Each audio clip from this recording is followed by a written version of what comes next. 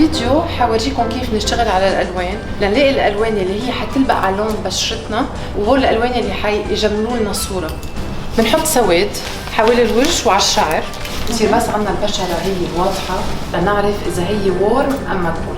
هو التست اسمه التست الدرابينج تيست. بنبلش اول شيء بلونين، عندي الجولد وعندي السيلفر. حنبلش بالجولد، بنحطه حول الرقبه. هلا اذا بتلاحظي معي صار في عندك ريفلكشن اصفرار، يلي هي اتس نوت بوزيتيف ريفلكشن، وعندك هون صار في مثل ماركس صاروا مبينين اكثر. اذا بتنتبهي من هون كله صار عندي اصفرار على الوجه. هلا حنجرب نحط السيلفر لنشوف اذا في تغيير على البشره وقت بنحط هاللون.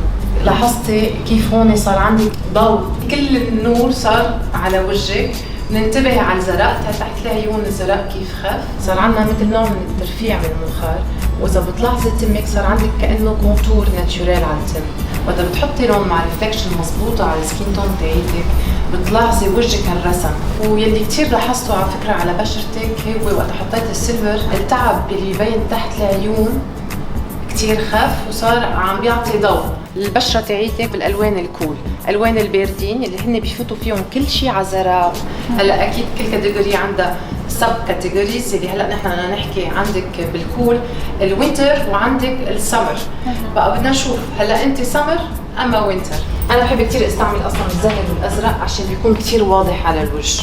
حبلش لك بالبيبي بلو، فتح لك عيونك البيبي بلو. this is my favorite color بس للوجه اعطيه شوي باهت maybe. هلا حنشوف. حطينا كحله، هلا بدك تنتبهي هول اللونين بيلبقوا لك، بس في واحد منهم حيمشي معك اكثر. هلا شفت اللونين، هلا انت شو فضلتي؟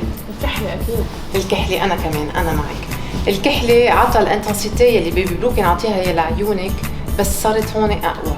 الكحله شال التعب من تحت عيونك، وجهك رجع الرسم. بقول انه انت بالوينتر سيزون، بس خلينا نكمل لنتاكد.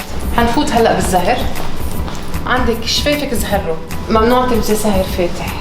بهت لي وجهي دغري. هلا بتلاحظي الفرق، اللي هي كانت واضحه دغري وقت بتنحط القماشه بتبين. هيدا افضل بعتقد.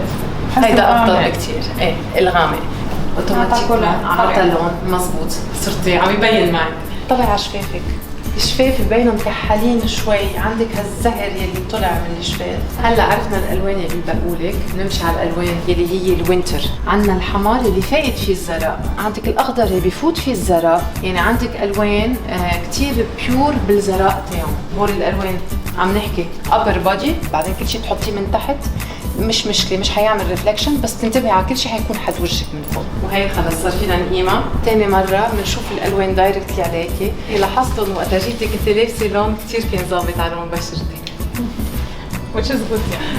يس